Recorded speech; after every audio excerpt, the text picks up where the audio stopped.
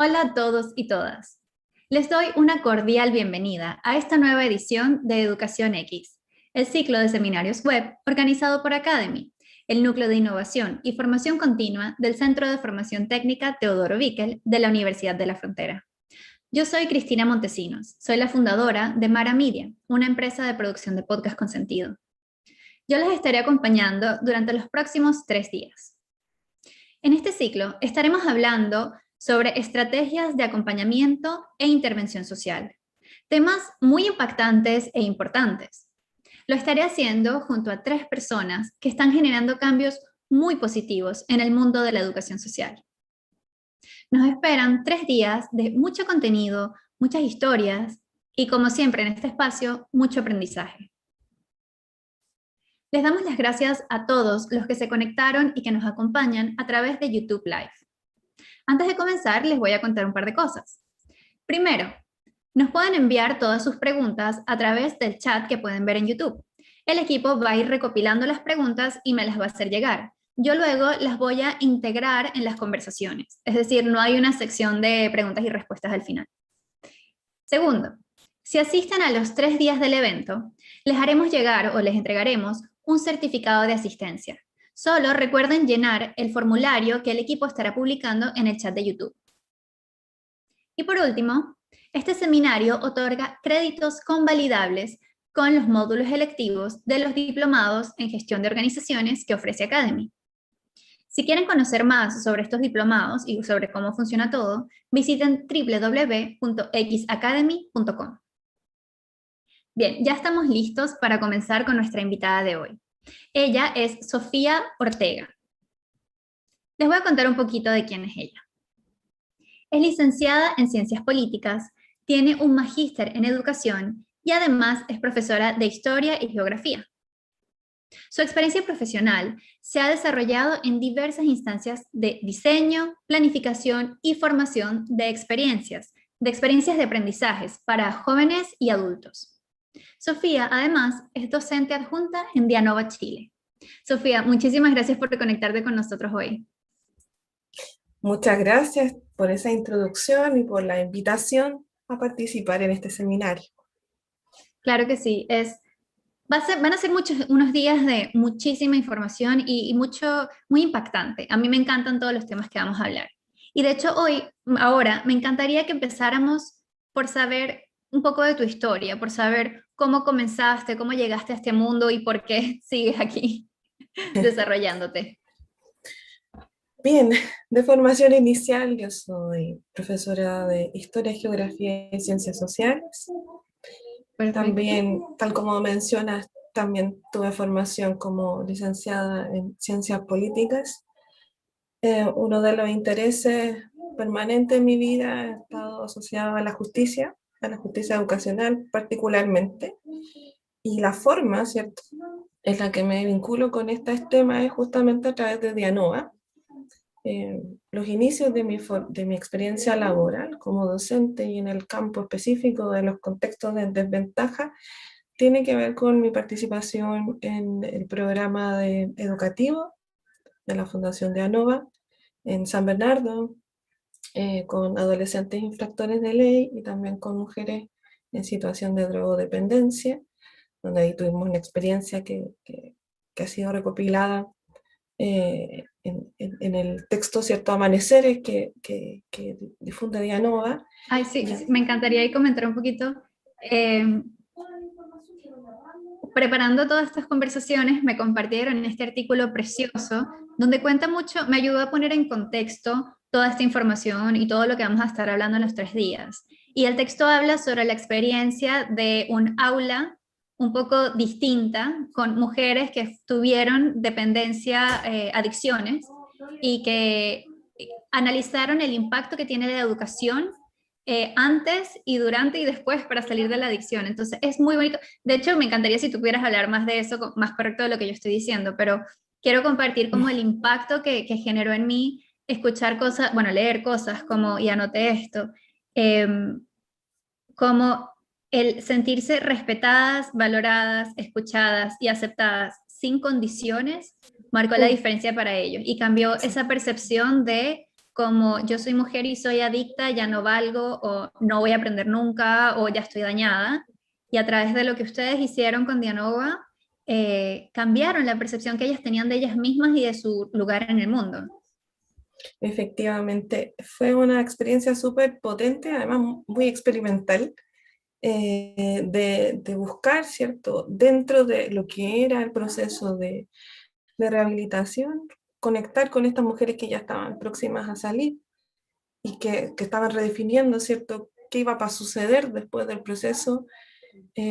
Poder vincularlas desde esta como espacio desde lo educativo, que pudieran salir de ese espacio con una ganancia. Y esa ganancia, como en términos muy concretos, era la certificación. Pero ahí descubrimos que más allá de la certificación estaba todo este mundo explorado. Yo sumaría a esas palabras algo sumamente que a mí me caló muy profundo, que es como, me enseñaron como si no hubiese importado nada de mi historia, como que si yo no hubiese sido, no hubiese estado aquí, como que hubiese estado en Claro, el mejor lugar posible. Y de alguna manera eso justamente intento replicar. Esa experiencia fue para mí una escuela de formación y un emblema que he querido como seguir transmitiendo más adelante, ¿no? Este espíritu de la educación desde lo práctico, desde el alcanzar una certificación, la constitución, ¿cierto? La reformulación de quién soy en ese espacio, redefinir como tu autoimagen y claro, también tener como este impacto mucho más potente de cómo me perciben los otros, ¿no? Y las otras.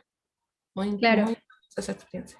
Sí, es muy lindo. O sea, vamos a estar integrando y viviendo, desarrollando todo el Mm. impacto que puede tener la educación, ¿no? Y como tú bien dices, más allá de certificaciones, de nivelación, de aprobar un examen, es todo el trabajo interno que esto genera, ¿no? Y aquí creo que me encantaría que ya entráramos un poquito en el tema de hoy, que es diseño de experiencias de aprendizaje para formadores de personas jóvenes y adultas. Me quiero agarrar de esa última parte de jóvenes y adultas. ¿Cuál es la principal diferencia, dirías tú, entre enseñar en un aula con niños chiquiticos y enseñar en un aula con jóvenes adultos? Ay,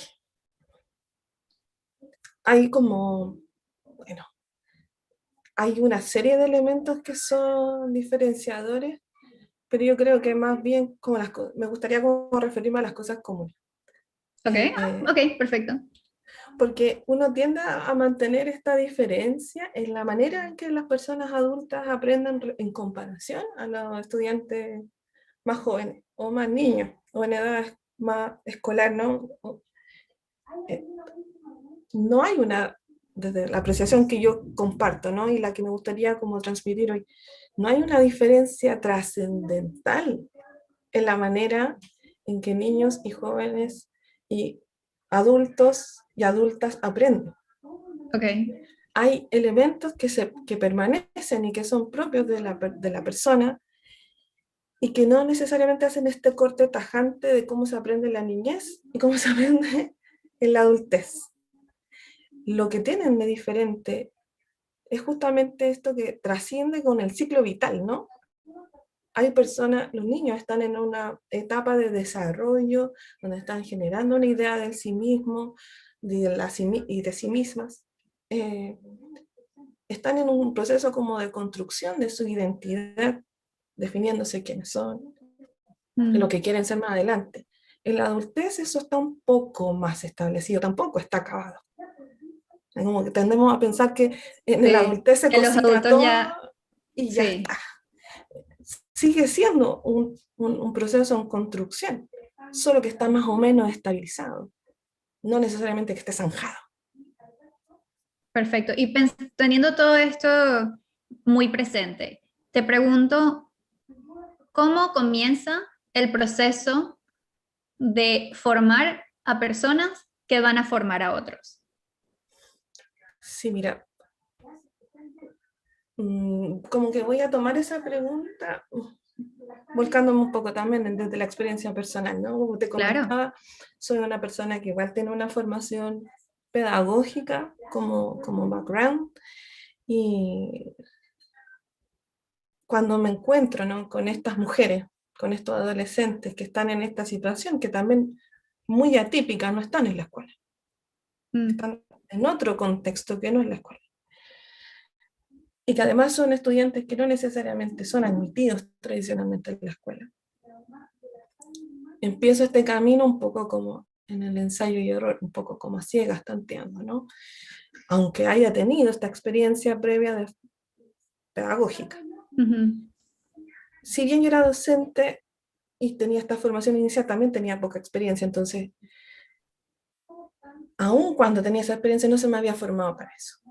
Y las personas como yo, que independiente de su formación inicial, nos adentramos en este mundo de la educación de personas jóvenes y adultas, partimos con muy buena intención, pero con poca herramienta. Y con mucha intuición también de cómo debiesen hacerse las cosas. Y es que, de alguna manera, y es que extraño esto, pero la profesión que más se conoce respecto de cómo opera es la docencia, o sea, el profesor, porque hemos pasado, la mayoría de nosotros, por etapas Ah, escolares, claro, sabemos lo que hace un profesor o una claro. profesora cuando está en la sala de clase, porque tuvimos esa experiencia cuando niño.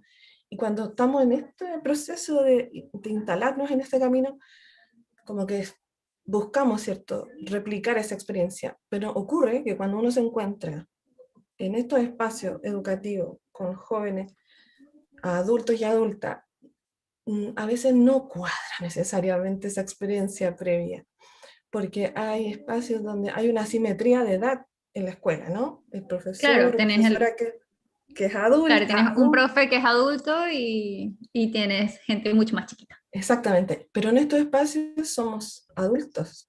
La asimetría no es tan profunda. Y aquello que te resulta en esos espacios ya no te resulta tanto, ¿no? Entonces, también hay una cuestión de poder ahí, muy importante. Mm, Y en ese sentido, no es el mismo espacio. Y ahí busca esta necesidad, ¿no? Más que como cómo formar a las personas, como, ¿por qué es tan necesario? Y la necesidad es que no estamos tan preparados quienes nos enfrentamos a este mundo. Resulta necesario superar esa tradición que viene de la escuela, cuando nosotros conocíamos la escuela desde niños, para poder generar otras oportunidades, repensar esos espacios de qué se necesita, qué se requiere para que estas personas que están en formación en la adultez logren esos propósitos. claro. Si bien estudiantes adultos y niños comparten ciertas formas de aprendizaje, no es lo mismo. Mm. Bueno, y ahora entiendo por todo lo que estás diciendo, claro, es muy distinto. Tú eres profe de profesión, Ujú. tienes las supuestas herramientas, pero claro, es distinto llegar a un cuarto básico a dar clases que llegar a una universidad a dar clases, porque aquí también estamos hablando de contextos sociales y emocionales muy distintos, porque lo que tú decías, o sea, más allá de quizás un tema de edad, quizás uno no ha pasado o no conoces la situación o las experiencias que están pasando estas personas, ¿no? Entonces estamos hablando un poco sobre cómo crear estos espacios donde se sientan cómodos para aprender, ¿no? De ahí me agarro de una frase, de un término que tú me enseñaste a mí, que es espacio protegido. ¿Nos puedes contar un poquito qué tiene que ver ese espacio protegido acá?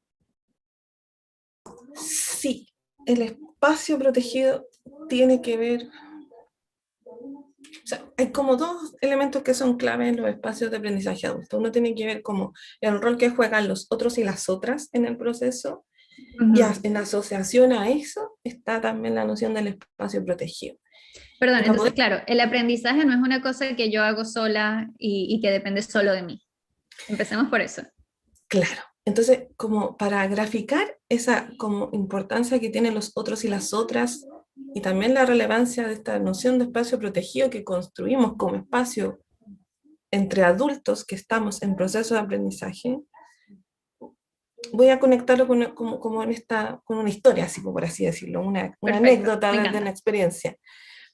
Teníamos un estudiante en una de mis experiencias previas laborales en un proceso de alfabetización. Estamos hablando de procesos de alfabetización de personas adultas, personas que no saben leer y escribir. Y estaba en un proceso de formación y esta persona estaba aprendiendo a identificar tipos de preguntas en la comprensión de lectura. Ok. Entonces, estaban viendo la diferencia entre la comprensión literal, como la extracción literal de información de un texto, y como la inferencia. Y la persona que estaba a cargo del curso, el docente en el fondo, el educador, en este caso la educadora, le plantea una pregunta al curso y un estudiante recoge la pregunta y la responde. Y habla con mucha propiedad. Y se refiere, ¿cierto?, a lo que le parece, lo que es relevante, porque es importante el tema en la vida de las personas, y habla por lo menos 10 minutos. Y cuando termina, la profesora le pregunta a los compañeros y a las compañeras si el compañero, la persona que había respondido la pregunta lo había respondido a cabalidad. Y una compañera le dice, hablaste como 20 minutos y no dijiste nada. Entonces, la persona queda así como, ok, pero ¿cómo? Si yo dije muchas cosas.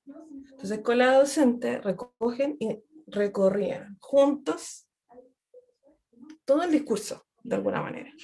Y al revés. Y dice, bueno, ahora consensuemos.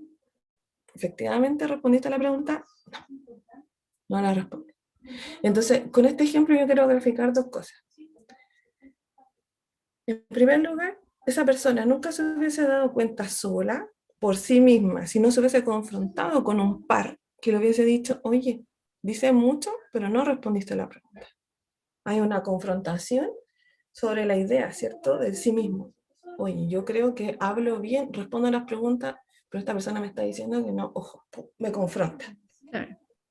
Me genera una tensión. Y esa tensión a mí me genera, ¿cierto?, una curiosidad por saber, oye, entonces, ¿qué dije? Y aquí viene el grupo, el par, para contribuir a revisar en manera conjunta esa experiencia, esa respuesta. Claro. Lo curioso es que después este mismo estudiante va donde otro profesor y le dice, profesor, ¿es verdad que yo hablo mucho, respondo poco? Y la respuesta del docente le dice, a veces sí, a veces suele hablar. Entonces, no solo la tarea, el contenido, lo que a mí me provoca, ¿cierto?, este aprendizaje, sino que también esta idea del sí mismo. Yo me consigo a mí mismo o a mí misma como una persona eficaz para hacer esta tarea. Claro. Pero finalmente no es la tarea la que me confronta, sino es la opinión que otros reciben de mí. Eso es importante. Y de aquí viene la conexión con el espacio protegido. No hubiese sido posible que esta persona tomara esto como una oportunidad si no hubiese una relación de confianza entre el educador, la educadora y los pares en el proceso de aprendizaje. Hay una relación de convivencia que posibilita que yo me pueda equivocar y que pueda tomar el error como una oportunidad de aprendizaje. Claro. Si yo no tuviese esa noción, esa confianza, ese espacio relacional donde yo me siento confiado en que el otro no me va a amenazar, no hubiese sido posible. Entonces, esa relación, ese espacio de aprendizaje se construye con otros y otras en la confianza, en un espacio protegido donde el poder es compartido, en donde la relación me muevo como pares, como iguales, en donde mi contribución tiene tanto peso como el de otro y otra.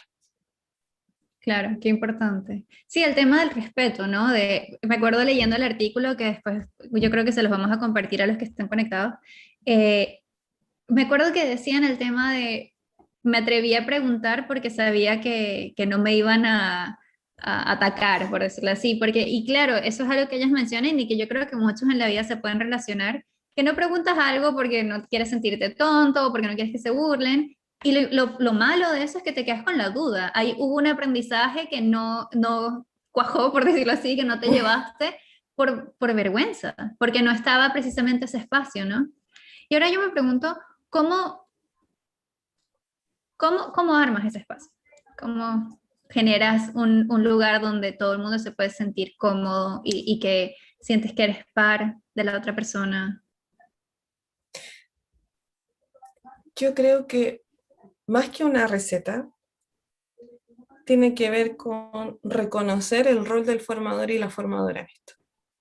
Ok, perfecto. Y dentro de ese rol que tiene la formadora y el formador, o el educador en este caso, educador, educadora, es reconocer que la otra persona tiene derecho a recibir, es sujeto de derecho de la educación, por una parte. Y tiene que ver con revisar, ¿no?, esa práctica que yo hago y cómo contribuye a que esta persona permanezca en el ejercicio de su derecho a la educación, sin importar la edad que tenga. Creo que eso es una cosa súper importante.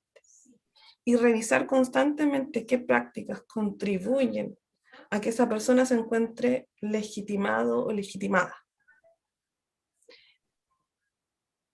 Hay autores que plantean la importancia, por ejemplo, del juego en la adultez, de la simulación, del hacer como si. Ok. El juego como una posibilidad de poder recrear o simular estas situaciones sin miedo al equívoco, porque es ficción. Estoy ficcionando algo que no es exactamente la realidad, algo que no es concretamente apegado a lo que yo hago en mi vida cotidiana. Hay un espacio paralelo, así por así decirlo, alternativo, Ujú. donde yo puedo cometer ese error porque estoy en el juego. Entonces, Y esto sí. tiene que ver con algo que, a ver, se escucha más con esto típico de que perro viejo no aprende nuevos trucos, una cosa así. Yo podría decir que yo como adulto, ya con lo que estás diciendo, y sabemos que en temas de imaginación y de creatividad, muchas veces los adultos nos vamos siempre cada vez más por un camino y reforzamos ese camino, y si llegas tú en un aula y me dices, ve para el otro lado completamente, a los adultos nos cuesta más. Que depende, Ok. porque ahí entramos justamente a la importancia del educador y educadora en revisar estas ideas preconcebidas y estos mitos que existen en torno al aprendizaje en la adultez que pueden posibilitar o actuar como barrera en la construcción de este espacio protegido, en favorecer la participación y otros y otras en el proceso de aprendizaje. Pero va a depender, porque se asume que en la adultez es más difícil de aprender, pero yo también me preguntaría por qué se asume eso. ¿Por qué se asume, y volvemos a la pregunta inicial, por qué se asume que hay Mm, diferencias estructurales entre un niño y un adulto que aprende, o una niña y una adulta que aprende? Eh, ¿Desde dónde viene? ¿Y por qué se pone el énfasis en la adultez? Cuando los adultos, en la niñez también hay diferentes ritmos de aprendizaje. claro, Entonces, qué parece buena ser, pregunta. entonces, ahí habría que preguntarse por qué existe un tiempo para los adultos y las adultas para aprender. Claro Eh, que sí. ¿Por qué a los niños se les permite esto otro? O al revés, ¿por qué no se observan estos elementos, estos comportamientos en la sala de clase? Porque también el juego también puede ser tal vez un poco alejado de la sala de clase en la niñez. ¿Y por qué el juego no se habita tanto en la adultez? En ese sentido, como esas como ideas preconcebidas, insisto, pueden actuar como facilitador o como potenciador del aprendizaje, y no solo en la niñez, también puede ser en la adultez. Claro. Y entonces ahora, una pregunta que tú y yo nos planteamos hace un tiempo cuando estábamos conversando. ¿A quién consideramos adulto? Ya pensando así como, y justo lo que decías, eh, ¿por qué pensamos que los adultos cuando son mayores no van a querer jugar, por ejemplo? Pero entonces, ¿quién es? ¿Quién es un adulto en estas definiciones que estamos dando? Bueno, no yo creo que no hay una sola concepción, no hay una adultez, ¿cierto? Hay distintas formas de ser adulto. Y cuando entonces se concibe una forma de ser adulto, se excluyen otras y eso va restringiendo la manera en que nos Claro, comportamos. Y sobre todo cuando nos comportamos en los procesos de aprendizaje. Eh, como en un caso muy concreto, en Chile se asume que la mayoría de edad, eso es una concepción tradicional, ¿no? Se cumple a los 18 años. En los 18 años uno ya, es adulto. ya puedes O de elegir un 10, presidente de la República, ya puedes manejar, ya puedes tomar alcohol, ya. y hay ciertas responsabilidades que le caben a este adulto, ¿cierto? Como si fuese un proceso como de un día para otro. Mm, Y hay una idea respecto a la adultez que tiene que ver con como un proceso de maduración, cuando en verdad, o podríamos discutir más bien, si es necesariamente uno pasa o transita de un día soy adulto al otro no, a una construcción de la adultez. Y ahí, lo que a mí me parece desde la posición y donde lo miro, con las lecturas que yo he desarrollado, es que uno se convierte en adulto en la medida que va tomando conciencia cada vez más estable sobre sí mismo, la manera en que interactúa con otros y otras, y la forma en que va complejizando su pensamiento. Mm. Y eso es un proceso que es continuo, no se cierra. Y de ahí viene esto, también como tú me decías anteriormente, como la diferencia entre un niño y un adulto. Uno asume que la plasticidad en el aprendizaje está más presente en un niño, pero la plasticidad también está presente en los adultos. De verdad que uno no cierra un capítulo si ya aprendí todo, ahora me Exacto. gradúo de adulto o de adulta. No es tan determinante, ¿no? Me encanta eso que dices porque además es muy distinto. Yo creo que en el tema del aprendizaje de niños lo tenemos un poco más, ya somos más conscientes de que no todos los niños aprenden igual, de que no todos tienen los mismos procesos. Pero claro, como tú bien dices, una vez que se considera que ya somos adultos, ya todos tenemos que ser iguales. Y en el contexto en el que estamos hablando ahora, de quizás con adicciones, quizás con pasados sociales súper complicados. Obviamente lo que hablamos, tu constructo de quién eres, autoconocimiento, tu autoestima, no es el mismo que el de otras personas y por ende no puedes meterlos a todos dentro del mismo saco. Justamente. Tenemos muchas preguntas, así que voy a tomar una rapidito, vamos a ver. Por ejemplo, está Eduardo Miguel Chilian Hermosillo, es de cuando estábamos hablando precisamente del artículo. ¿Por qué si no se pregunta por vergüenza, después no se investiga uno mismo en otras fuentes? Mm. Yo creo que esto tiene que ver un poco con el contexto, ¿no? ¿Cómo? No entendí si era una pregunta. Pregunta, ¿te acuerdas cuando estábamos hablando antes de que si no está la confianza en el espacio protegido, uno muchas veces se queda con las dudas, te las llevas y claro, él pregunta por qué después de que te las llevas no las resuelves tú, ¿no? Yo creo que aquí esto va un poco a lo que estamos hablando del contexto y del autoestima y el autoconocimiento, ¿no? Y también con la autonomía. Uno esperaría, Otro temazo. como que se espera que en la adultez uno sea autónoma o motivado y motivada y uno mismo vaya buscando la respuesta a sus preguntas. Pero no necesariamente alcanzada determinada edad o determinado comportamiento las resolvemos nosotros mismos o nos sentimos capaces, la noción de autoeficacia, ¿no? Nos sentimos capaces de buscar una respuesta entre nosotros mismos. Y justamente ahí, en ese espacio protegido, en la relación con otro de otra, tal vez ahí podría buscar, ¿cierto? Una posibilidad de encontrar eso, pero justamente tiene que ver con cómo el rol del educador o la educadora entra en esta dinámica también. Cómo en esa dinámica, cuando yo conozco y estoy como interiorizado de esta noción de autoeficacia de los estudiantes y de las estudiantes, voy generando cada vez más espacios de mayor autonomía o potenciando que esa búsqueda se haga. No necesariamente porque yo sea un adulto tengo cerrado ese capítulo y puedo ser autónomo a buscar la respuesta. Tal vez hay que generar los espacios si noto que mi contexto lo requiere, buscar los espacios para direccionar el desarrollo de la autonomía en ese camino. Claro. Bien, quiero que hagamos una pausa para recordarles un poquito bueno, que nos sigan enviando sus preguntas, yo las voy a seguir integrando, que rellenen el formulario, si están aquí conectados con nosotros, que rellenen el formulario para que reciban el certificado de asistencia.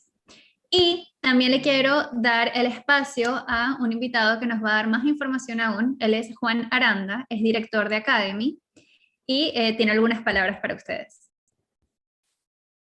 Muchas gracias, Cristina, muy buenas tardes para toda la audiencia. Muy contentos de tener una alta audiencia, más de 200 personas hoy día entre las dos plataformas. Muchas gracias, Sofía, por haber accedido a nuestra invitación. Y efectivamente este intermedio es para contarles alguna información que puede ser de interés. Desde nuestra área estamos desarrollando a partir del mes de julio, los próximos días ya, varios cursos, varios programas de diplomado que queremos dar aquí en este espacio a conocer. Esa es nuestra dirección web, ya Cristina la ha mencionado, xacademy.com, empieza con X. Y desde Academy, en un convenio con Dianova, organización a la cual pertenece Sofía, estamos promoviendo 3 cursos que damos en forma conjunta. Dianova es el ejecutor, nosotros somos certificadores del proceso, ¿no es cierto?, y de los aprendizajes de los estudiantes, y tenemos entonces este curso de herramientas para el trabajo, para red de profesionales del ámbito social. La información en detalle está en la página de Dianova, dianova.cl. También herramientas técnicas para la intervención en dispositivos de salud mental, cuidado humano y tratamiento de consumo problemático. Y finalmente, en esta cartelera de cursos que próximo a impartirse, diseño de experiencia de aprendizaje para formadores de personas, cuya docente, entiendo, es justamente Sofía Ortega Sandoval, que nos acompaña. Eso por una parte, Cristina. Por otro lado, Academy, en su propia cartelera de cursos para el próximo mes de julio, tenemos una batería de programas en la línea de cursos de especialización. Nuestros programas en general son cursos de especialización, son programas de diplomados. Tenemos 9 programas próximos a iniciarse en el mes de julio, la primera quincena, cursos de especialización en las áreas de gestión destinado a distintos sectores de industria, a distintos sectores de la economía, particularmente en gestión logística, tema de alta demanda hoy día, ¿no es cierto?, a raíz que han cambiado las relaciones de intercambio, de compra, de provisión. Es un tema que es relevante, es un curso de 60 horas para especializarse en logística. Hay otro para el desarrollo de personas, para la gente del área de recursos humanos, en gestión pública, en gestión municipal, en la atención primaria de salud, que tiene que ver con la gestión de la primera atención de los consultorios, SFAM, Centros de Salud Familiar, que se denominan en Chile. También cursos de especialización en procesos industriales, en gestión de organizaciones deportivas, en gestión de establecimientos educacionales, para ir formando los cuerpos directivos de los establecimientos, y también en empresas de servicio.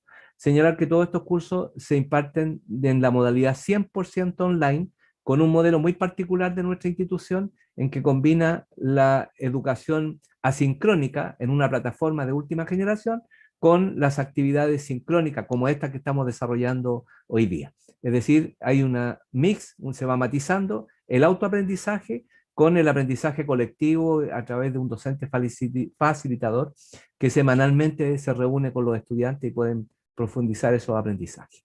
Y en la otra línea, contarles que tenemos para el mes de julio el inicio de 3 programas de diplomado, uno en arcelería quirúrgica integral, que ya va a la 7ª versión. Se impartía este programa antes en forma presencial, ya estamos anunciando la 3ª versión online, ¿no?, que virtualizamos hace ya un poco más de un año.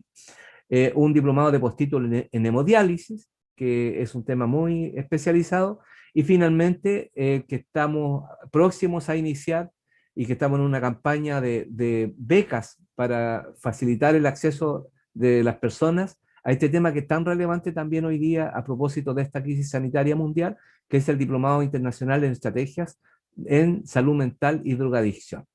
Este programa, cuando menciono que tiene acceso a becas, tenemos una batería de becas de acceso. Está la beca Región de la Araucanía, la beca para profesores universitarios, para profesores de colegio, y una serie de otros que pueden averiguar directamente en nuestra página web, xacademy.com.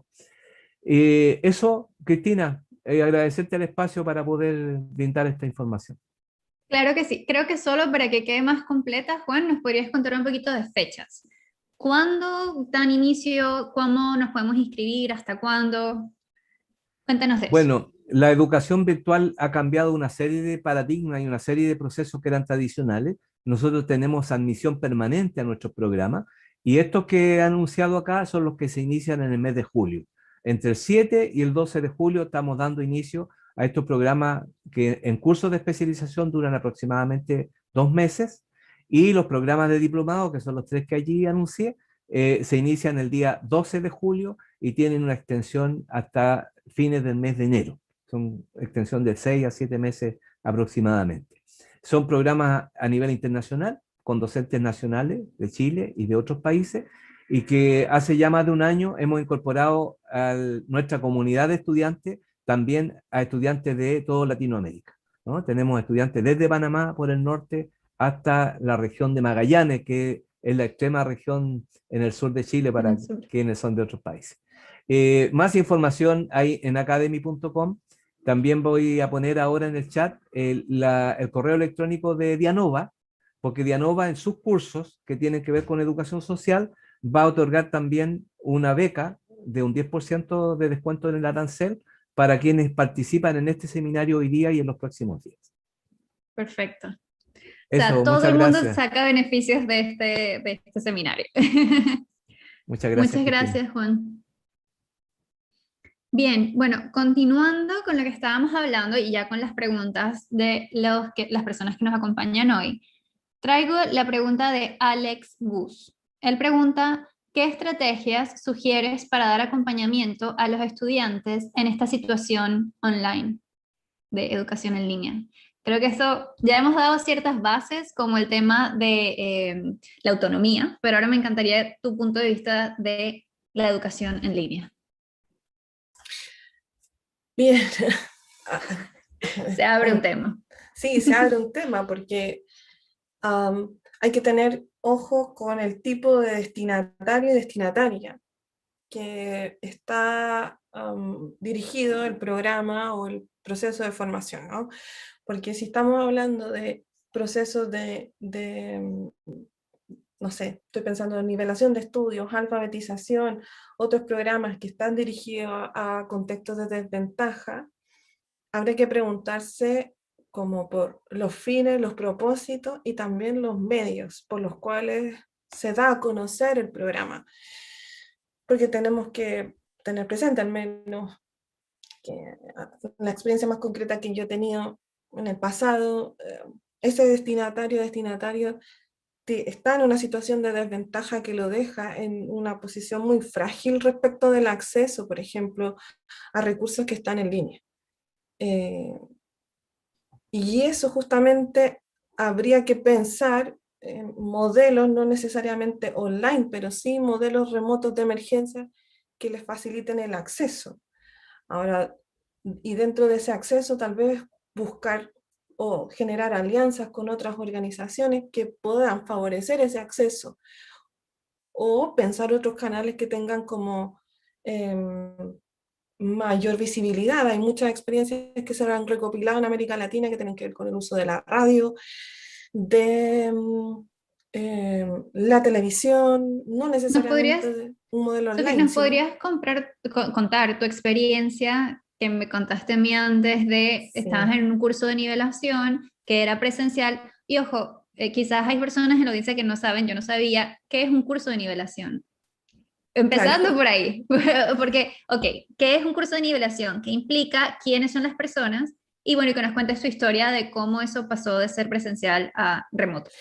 Sí, bueno, en Chile la educación de personas jóvenes y adultas tiene muchas expresiones.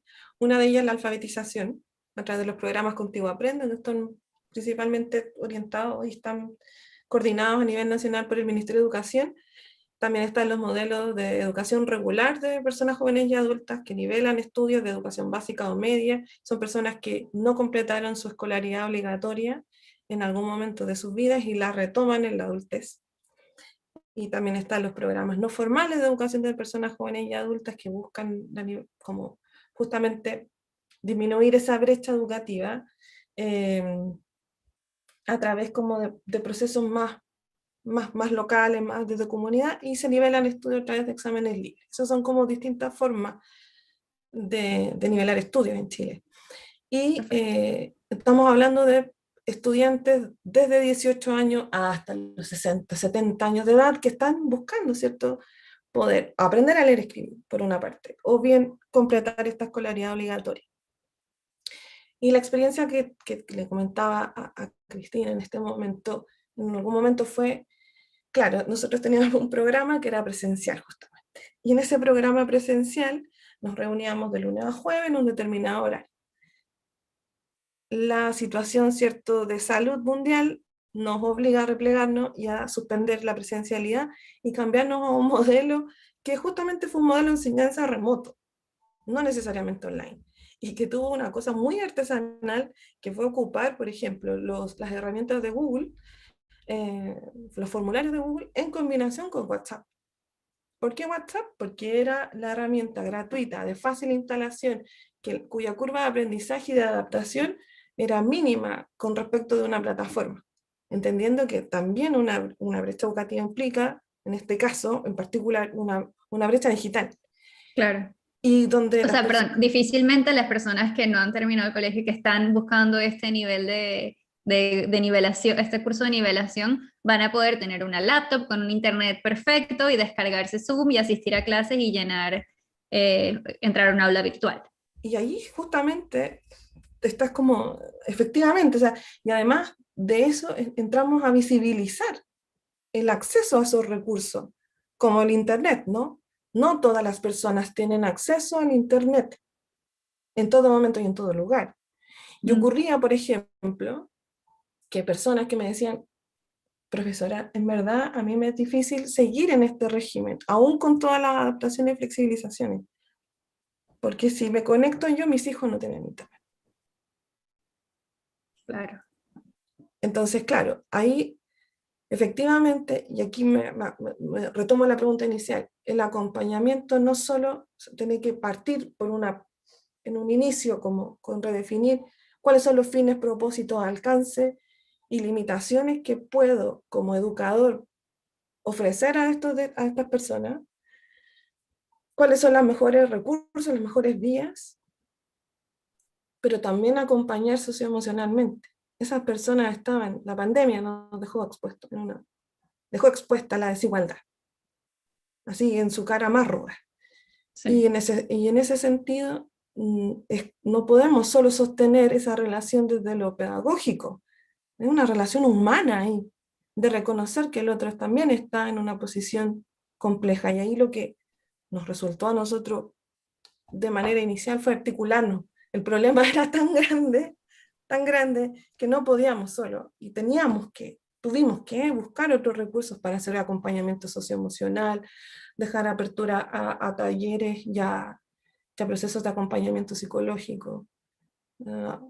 A veces el problema de verdad es tan grande que no es posible que el educador o la educadora se haga cargo solo. Claro. Bueno, y eso nos lleva a, más adelante en el seminario vamos a estar hablando precisamente del trabajo en red, me encanta que lo hemos estructurado, estamos hablando como de la parte más íntima, más aprendizaje, autoconocimiento, pero ya luego estamos hablando, tú eres parte de algo más grande, que puede ser una institución, una organización, una empresa, una familia, y eso a la vez es parte de algo más grande, y por eso es la necesidad del trabajo en red, de que todos colaboremos, y va más allá de una ciudad o una comuna, es país, es mundo. Y eso precisamente es algo que la pandemia nos ha mostrado, ¿no? Que todos estamos conectados. Así es, sí, sin duda. Ok, más preguntas. Por acá, María Inés Iturbe Aguirre te pregunta a ti, Sofía, ¿cómo ves tú la educación de niños y jóvenes en el futuro cercano? ¿Crees que estamos preparados como país para instalar una educación híbrida?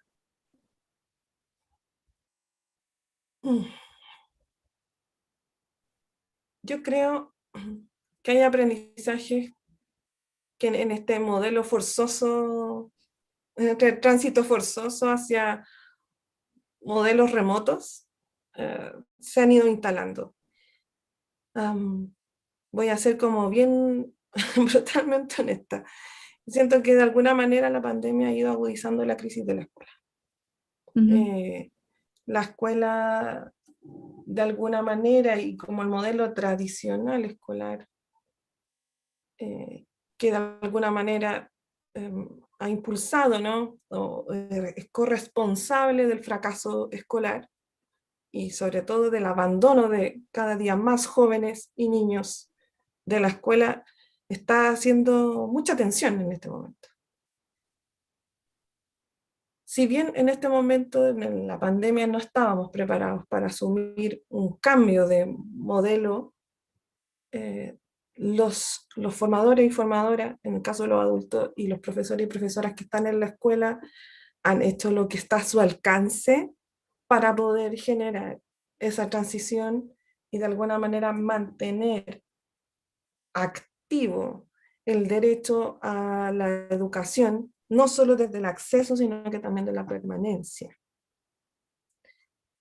En ese sentido, vinculando estos dos temas, ¿no? Sino la crisis de la escuela, el modelo tradicional escolar, con esta crisis, yo creo que haya ido catalizando.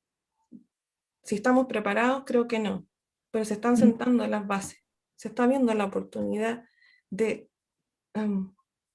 generar otras posibilidades, más allá de lo tradicional y lo convencional.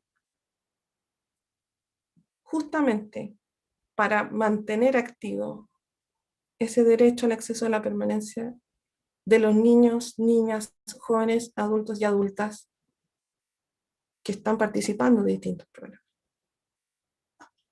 Hay una Claro. posibilidad. Sí, sí, claro que sí.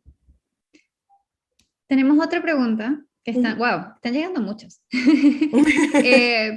Eiber Mogollón pregunta, ¿cómo superar esa brecha entonces de zona rural y zona urbana y dejar de un lado el modelo pedagógico de escuela nueva, por uno que sí permita obtener aprendizaje equilibrado? Hay experiencias maravillosas, es muy reciente. Me tocó participar, bueno, no me tocó, elegí participar en experiencias previas con los pilotos de innovación de Innovafosi, que fue una iniciativa durante el año 2019, donde personas que están orientadas, ¿cierto?, a la superación del problema de los 5 millones de personas que en Chile no han terminado la escolaridad obligatoria, puedan acceder. Y uno de los proyectos que estaba participando junto con el nuestro, en la organización donde yo trabajaba, era el modelo del ramal. Ok. Educación a distancia. Entonces lo que ellas hacían, era hacer una escuela más bien itinerante. Entonces su modelo pedagógico era ir a las localidades que estaban en el ramal, el eje del tren, ¿cierto?, de Talca a Constitución. Ok. Y sí, entonces iban a las localidades acordando tiempos con las personas que estaban en este como espacio agrícola y vinculando el tema pedagógico, la nivelación de estudios, con aspectos como la generación de negocio y cómo sacarle provecho a sus cultivos. Perfecto. Entonces, en este eje, estas personas acordaban con tutores, con personas que habían sido capacitadas en el modelo educativo, iban a las localidades de alguna manera. Entonces, en el fondo, esa fue como una alternativa. En otra experiencia que conocí por ahí, se articuló una organización con una empresa salmonera en Chiloé y generó un aula dentro de la empresa. Y dentro de la empresa había grupos de personas que estaban en procesos de alfabetización, nivelando de primero a cuarto básico, tercero, básica y media.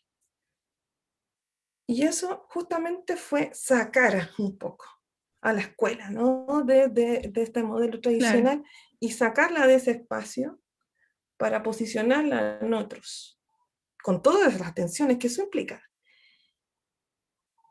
Yo no sé si hay una receta para superar esa como tensión ruralidad-urbanidad. Creo más bien en que va a depender de cómo se articulan las comunidades y cómo se articulan los educadores y educadoras con la necesidad, ¿cierto?, y con los estudiantes para buscar esos espacios posibles. Claro. En base a lo que acabas de contar, bueno, buenísimos los ejemplos. En el que contaste de la salmonera, y aquí me conecto un poco con el curso que tú vas a impartir o que estás armando, que es precisamente un curso para formadores, para personas que van a formar a otros. Es decir, no estamos hablando de situaciones donde quizás yo no soy profesora, pero voy a estar en una situación donde voy a capacitar más encima adultos y jóvenes, o sea, gente de mi edad. Entonces tú nos vas a ayudar, o sea, vas a dar herramientas para que, me vas a dar a mí herramientas para que yo pueda generar conocimientos en otras personas, ¿correcto? Me compliqué un montón, pero básicamente cuéntame un poquito. Sí. Bueno, sí, justamente de esta iniciativa o esta experiencia personal de encontrarse con pocas herramientas, siendo de todos modos docente, hay una posibilidad bien, un perfil que yo no conocía, que no sabía cómo relacionarme, surge esta inquietud, ¿no? Y también en otras experiencias donde he trabajado con voluntarios y voluntarias que no necesariamente tienen esta formación inicial y que tienen todo el interés y la intención de promover, ¿cierto?, estos aprendizajes. Claro, entonces en esa inquietud surge el taller de diseño de experiencias de aprendizaje para personas adultas, donde justamente la invitación es a aquellas personas que tienen interés o tienen bajo su responsabilidad la formación, no solo la nivelación de estudios, sino que cualquier tema que tengan como necesidad o que sea levantado por una comunidad o que se haya advertido como necesidad, pensarnos como educadores y educadoras en ese contexto. ¿Cómo? Revisando en primer lugar cuáles son las formas en las que yo como educador y educadora concibo que aprendan los adultos y las adultas. En un segundo momento, mirando cuál es el rol, estudiando cuál es el rol del educador y educadora de adultos y adultas, para después pasar como a una cosa mucho más técnica, que tiene que ver con cómo pienso un objetivo, cómo defino el tema, cómo miro la audiencia, cómo puedo generar estrategias, metodologías que sean acordes y pertinentes para el perfil de estudiante adulto y adulta que estoy mirando, y de esa manera, ¿cierto?, contribuir a esa formación o al aprendizaje, ¿no?, de Claro. estas personas, de este público objetivo. Buenísimo. Gracias por explicar eso. Ok, ya nos queda poquito tiempo y me encantaría que cerráramos con hablar un poco más del tema de la pandemia. ¿Qué cambios sientes tú que se generaron durante la pandemia, de los cuales sacamos algún tipo de aprendizaje y que nos vamos a llevar para más adelante? Yo creo que esto que estábamos conversando es una parte de eso. Yo creo, bueno, mi experiencia ha estado como en dos niveles. Uno tiene que ver como con contextos de desventaja propiamente tal, y por otro lado una posición más desde la formación laboral y capacitación a lo largo de la vida, más allá de la nivelación. Tengo como esos dos elementos súper diferenciados, por así decirlo. Y dentro de la experiencia, en contextos de desventaja, creo que justamente está esta idea de cómo promovemos, instalar la pregunta, ¿no?, de cómo podemos seguir promoviendo aprendizajes en una situación de emergencia y de manera remota.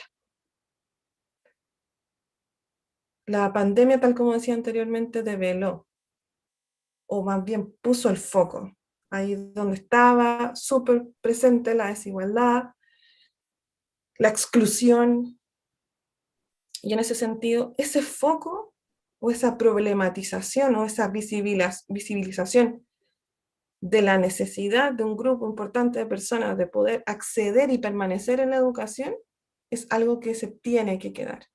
Yo no sé si necesariamente está siendo lo suficientemente visible, pero creo que sí. Ya que se puso el foco, tiene que seguir ahí. Es importante.